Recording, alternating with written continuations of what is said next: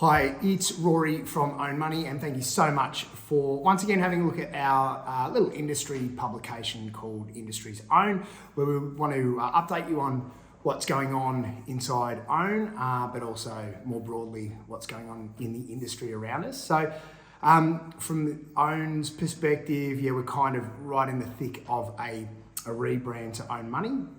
We'll still have Own Home Loans as one of the core pillars of Own Money, but it's also building out a financial planning business, a property advisory business, and also a money coaching business. So the financial planning business is certainly up, running, and going amazingly well, and we're really proud of where we're heading with that business. The property advisory business is really soft launching at the moment. We're having some conversations with clients about building investment portfolios, investment properties, which is really, really exciting for us, and it really fills a need that we've seen for our clients. Importantly, it's not a traditional buyer's advocacy business. It is not about buying people their owner-occupied property. It's certainly about building a portfolio of properties. So it's quite specialised in that way, but we'll be working with our connections of buyers advocates really closely to help fulfil some of that. So if you're an advocate watching this, please rest assured that we are going to work with you to help your clients, our clients, really do well out of property. So that's really an exciting part of our business. And then money coaching is certainly well underway in the planning. It's a big project that we're trying to roll out. So watch this space on that one, but there should be some really great information for anyone along a financial journey, starting with people who are just leaving school right through to retirees. So have a look at that space. So we're really excited about where Own Money is going with it's all with the 4 units under that being Own Home Loans, Own Financial Planning, Own Property Advisory, and Own Money Coaching. So it's exciting for us. So what's going on in the industry at the moment? What we're seeing still a fair bit of investor activity, fair bit of first home buyer activity, which is great, which we love seeing.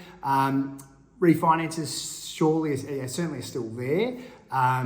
They're reducing in number. However, they are still quite solid. We are still seeing people looking at SMSF purchases.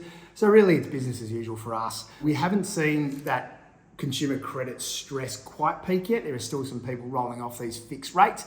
Unfortunately, me included, I've got one coming off in December. So there are still lots of those coming off. And that is going to really turn up that dial of that stress, unfortunately. So if you've got clients that need to have a chat about that, please reach out early so we can get in front of it. Banks hate it when they're not communicated with, so let's get on the front foot and start communicating where needed. Another area that we keep an eye on is AFCA complaints. So that's our peak complaints body for any financial services. Complaints have really gone up, not so much in the mortgage broking space, but certainly in credit where people are feeling this stress. So those complaints have gone up. Also around insurance payouts, that certainly peaked up a bit. But for all these scams going on, these financial scams going around, that's a really big chunk of it. And I know us internally are really putting things in place to make sure that our clients aren't affected by these scams, but it's certainly an ongoing process to keep in front of that, which is pretty scary. What else are we seeing? We're seeing some calls for to help this housing crisis and get more housing stock out there with things like calls for granny flats. And be able to rent granny flats. I mean, around the country, there are some locations where investors do really, really well out of putting a granny flat out the back of their house or out the back of an investment property.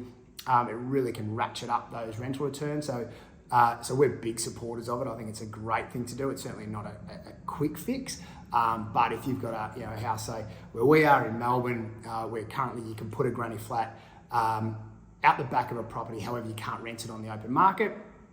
It is purely for a family member. if that was expanded out to allow rental, I think that it would certainly go some way, at least, into helping the rental crisis. And I think anything that can do that is a good thing, you know. And if people can get a little bit more value out of a property, I think that's a great incentive too. One thing that we do a lot of are guarantee loans, and the federal government guarantee loans. And actually there's some data around that sort of 1 in 3 first home buyers are leaning on the guarantee program. There are some restrictions around it, but it's a great program. It stops always having the need for a family member to go guarantor. It's so they're not putting their house up as often. It certainly means that young people can get into a home sooner. It's really, really hard getting that deposit together. So if the government can assist there and really get them into that first property, I think it's a great thing. And the other thing it's doing is allowing single parents to get back into the market. And that's a really hard market or a really hard thing for a lot of single parents to do, just to get together that deposit. So seeing that the government is supporting them is a great thing. It's certainly not as widely used as the first home buyer space, but it's still great that it's there. So that's a great thing that we're seeing. Look, and finally, for anyone in sort of the banking and mortgage space in Melbourne, we unfortunately had the loss of a good mate of mine, Blake Albones, who's been around the industry for a long time. And I just wanted to, I suppose, put it out far and wide about the struggles people have with mental health, and just to reach out and get help. Unfortunately, Blake, was in a situation where he thought there was no other way out, and it's just so sad. So it is just so top of mind for me at the moment.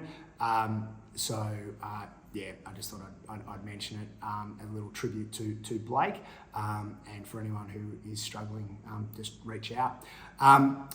Thank you so much once again for listening. I hope you got something out of it.